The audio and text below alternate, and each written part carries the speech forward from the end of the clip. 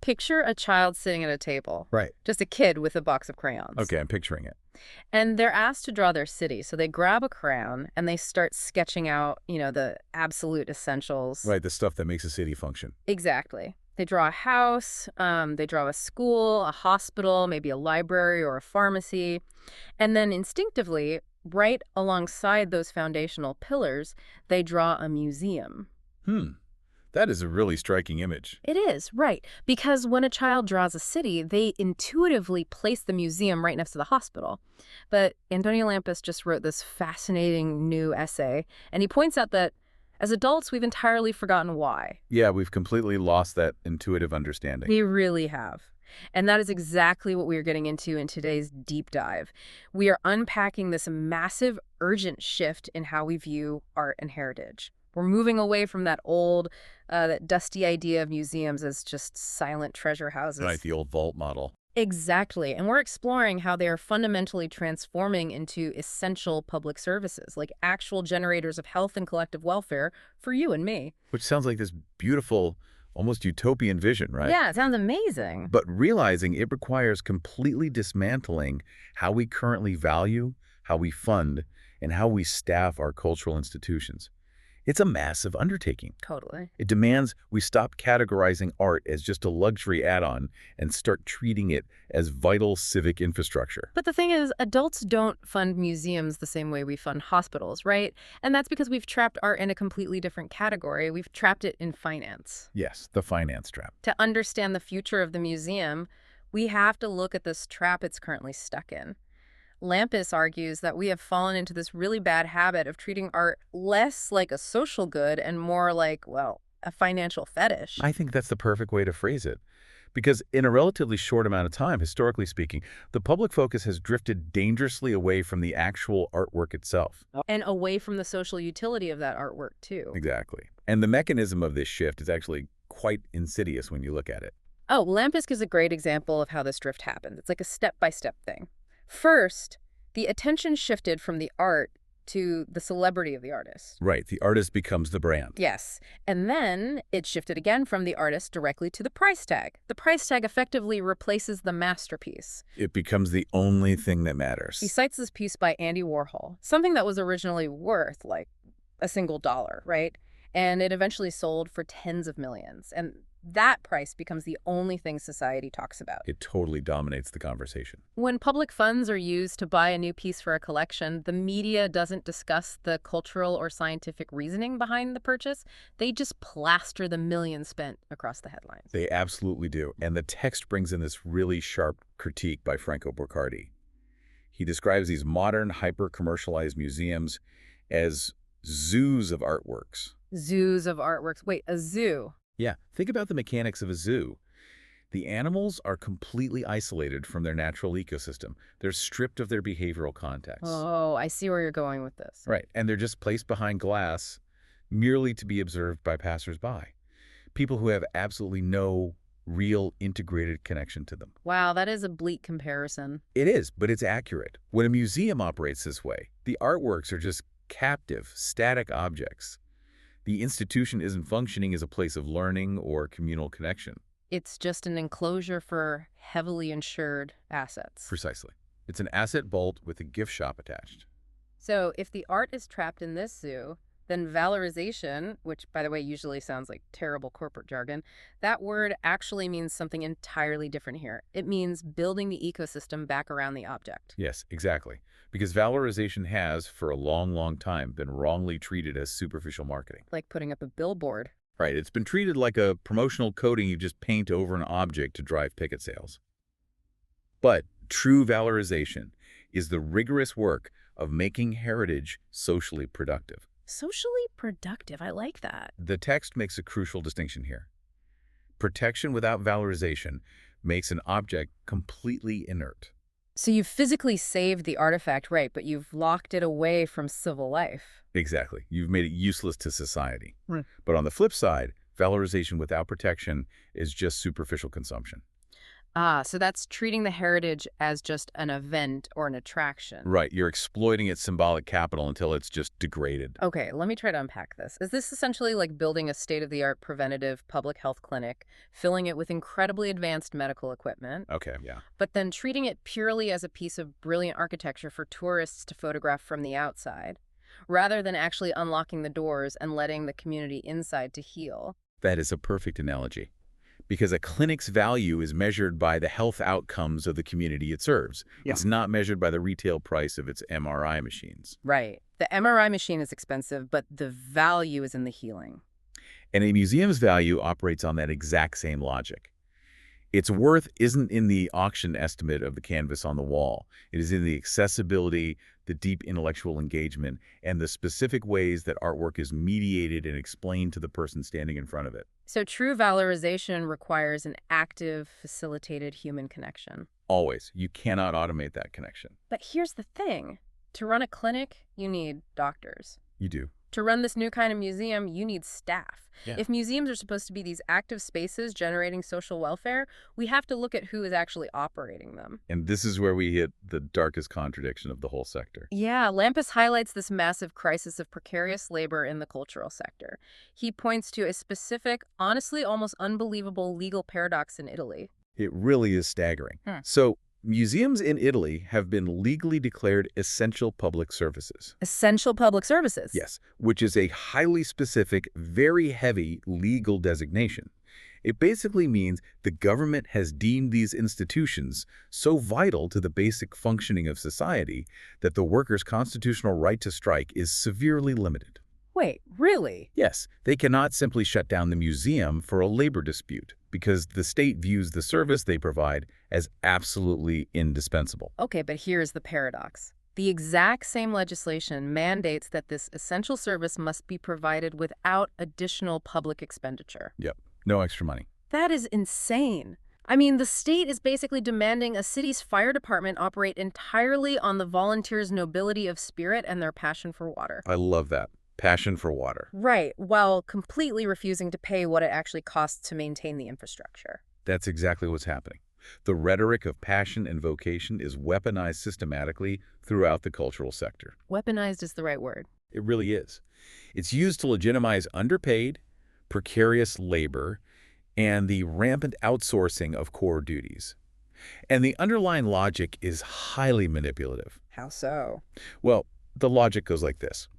Because you get to work in proximity to beautiful art, and because you are doing this out of a presumed noble passion, you somehow don't require a stable employment contract. Or, a living wage. Exactly. You should just be grateful to be there. Which means the system is explicitly built on exploiting the enthusiasm of its workforce, rather than actually valuing their professional output. And this exploitation has deeply embedded structural consequences. Lampus points to a highly symptomatic issue here. Unpaid boards of directors. Oh, right, the boards. Across many major cultural institutions, board positions carry zero salary. None at all. None. Yeah. And these are roles that require immense strategic oversight, complex financial planning, and deep institutional knowledge. Which means you're effectively locking young, innovative professionals completely out of the room because they literally cannot afford to take the job. Exactly. You are guaranteeing that the institution is governed by a gerontocracy. Basically, retirees who already have their pensions. Right. Or independently wealthy individuals who can afford to just donate their time. If a society actually wants a dynamic, forward-thinking cultural sector, those board positions need to be paid training grounds for the next generation of cultural leaders. Quality requires professionalization. It's that simple. Yeah. The curators, the educators, the communicators, the accessibility experts, the people who actually make the museum function, they are not an auxiliary structural cost to be compressed and minimized. Or outsourced to the lowest corporate bidder. Exactly. Right. They are the primary value resource of the institution itself.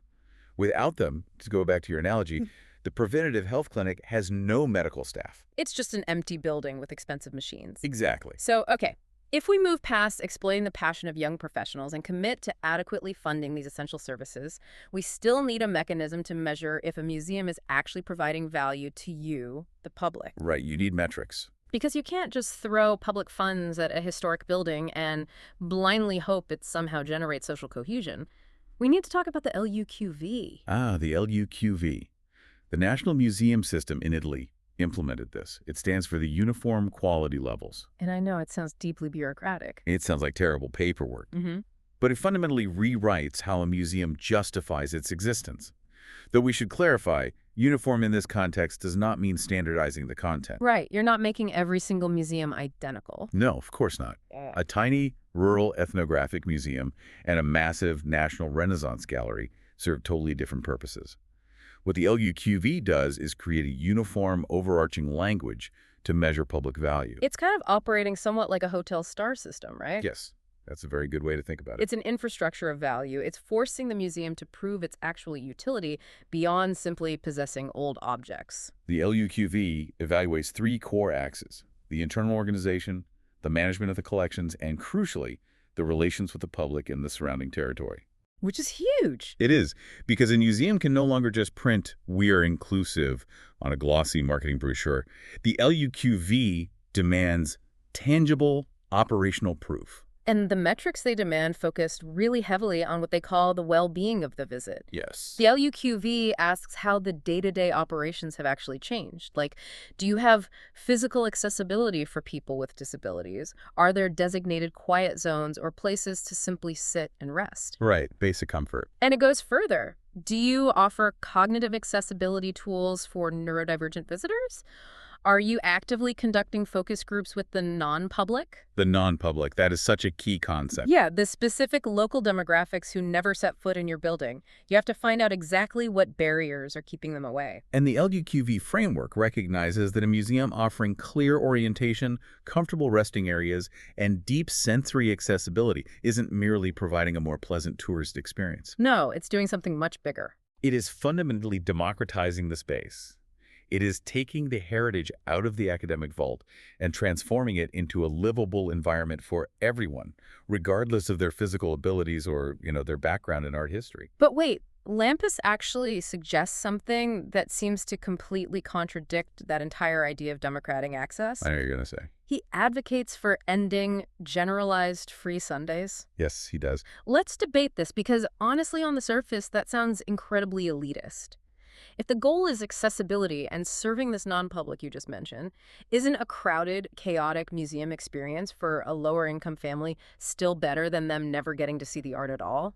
I hear you. I mean, you are talking about taking away literally the one day a month where the financial barrier is completely removed. It absolutely sounds counterintuitive at first. Mm. But we have to look at the mechanics of what a generalized free Sunday actually produces on the ground. Okay, what does it produce? When you throw the doors open to absolutely everyone on a single day, it inevitably creates a massive tourist stampede. Right, the lines around the block. Exactly. And the physical reality of that environment, thousands of people packed shoulder to shoulder, poor air quality, deafening noise levels. You're shuffling past a masterpiece for 3 seconds before being literally pushed forward by the crowd. It's exhausting. It is, and it completely destroys that well-being of the visit that the LUQV is trying to establish. Okay, I see that. But if you replace that with what Lampus calls taste and test strategies like targeted access or local subscriptions, you are still asking local directors to effectively means test their community. Well, not necessarily means test. Or at least you're putting up a paywall 29 days a month. How is that functionally better for a working-class family in that specific neighborhood? Because a generalized free Sunday doesn't actually serve that local working-class family in the first place. It doesn't. No, it overwhelmingly serves transient tourists who are just looking for a free itinerary item. The local family doesn't get a meaningful engagement with their heritage. They just get shoved through a crowded hallway. Ah, okay. I'm starting to see the distinction. What Lampus proposes is giving museum directors the pricing flexibility to actually build relationships with their specific territory. So instead of a free-for-all, what does a local subscription model look like? It totally changes the mechanism of access. Instead of that chaotic stampede once a month, a neighborhood resident might pay a nominal, highly subsidized annual fee. Maybe just a few dollars. Okay. And that allows them to drop into the museum for 30 minutes on a quiet Tuesday afternoon just to sit and think. Oh, wow. It shifts the museum from a one-off, high-stress tourist destination to an integrated piece of community infrastructure, just like a local park. This shifts the museum from an attraction to actual public infrastructure, Which brings us to the welfarization of culture. Yes, Here's where it gets really interesting, because the child's drawing from the beginning of our conversation suddenly makes complete literal sense. it does. Lampus grounds this shift in scientific, medical, and psychological research. He's proving that cultural participation is essentially a biological imperative. The data on this is incredible. It reveals that regular engagement with complex cultural environments triggers measurable physiological responses. Real physical changes. Yes, it lowers cortisol levels, which reduces chronic stress. The act of deciphering visual narratives or engaging with historical context actually stimulates neuroplasticity. Which builds cognitive reserve. Exactly, and that actively combats cognitive decline in the elderly. And advanced health systems are taking this data literally now. Doctors are actually writing physical prescriptions for museum visits. That's amazing. Instead of solely relying on pharmaceutical interventions for, say, isolation or mild depression, a physician will write a script for a guided therapeutic session at a local art gallery. And we are seeing this integrated into active aging policies and therapeutic paths for various pathologies, too. Like what? For instance, art therapy for patients with early-stage dementia. They utilize specific visual stimuli from historical collections to trigger autobiographical memories. Oh, that's beautiful. It really is. It fosters communication that might otherwise be completely lost. The museum environment itself becomes the clinical intervention. If culture is a scientifically proven preventative health measure, it completely changes the macroeconomic funding math. It redefines the museum as essential welfare architecture. Right, because society views hospitals as non-negotiable infrastructure. You do not shut down a hospital during an economic downturn because, well, people still get sick. Exactly. If cultural engagement builds social cohesion, reduces stress, and maintains cognitive health, then museums are not optional luxuries. They can't just be funded only during economic booms. You cannot defund a museum during a recession, because a period of economic hardship is exactly when a society is most in need of spaces that process collective anxiety and generate mental well-being. So what does this all mean for you? The next time you walk up the steps of a museum, you shouldn't just see a vault of old, expensive objects waiting to be stared at. No, it's so much more than that now. You are walking into a highly complex public service machine. It is a machine that relies on the dedication of highly skilled professionals who are, quite frankly, fighting against a system of precarious labor. And winning, slowly but surely, by redefining their value. Right. And it is a machine specifically designed, evaluated by rigorous metrics like the LUQV, and maintained to act as preventative public health infrastructure for your community. We also have to consider how this machine will evolve over the coming decades, because the text leaves us with a pretty stark warning about the danger of stagnation. Yeah, Lampus doesn't pull any punches here. Not at all. He points out that if a museum displays a breathtaking piece of 1500s art, but uses the visual language, the lighting, and the display techniques of the 1970s, it is failing its mandate. It is implicitly telling the visitor that the past is entirely dead, that it's completely disconnected from their modern reality. Exactly. You're just putting a dinosaur skeleton behind glass and expecting a modern audience to somehow feel an emotional resonance. And as museums inevitably integrate artificial intelligence and humanoid robotics into their spaces. Which is definitely happening. Oh, it's already starting. Not as mere novelties, but as core tools of mediation, translation, and interactive storytelling. We face a really profound question. What's the question? If the core value of a museum is the human connection and the social welfare it generates, how will these new technologies completely rewrite our emotional and psychological relationship with human history? That is a wild thought. Will a humanoid robot trained on the entirety of art history be able to generate that same vital social cohesion and neurological well-being? Or will it feel hollow? Right. Or alternatively, will it unlock entirely new, hyper-personalized ways for us to understand our past? The museum of the future is going to look profoundly different than the one we know today. It absolutely will. Something to think about the next time you step through those doors.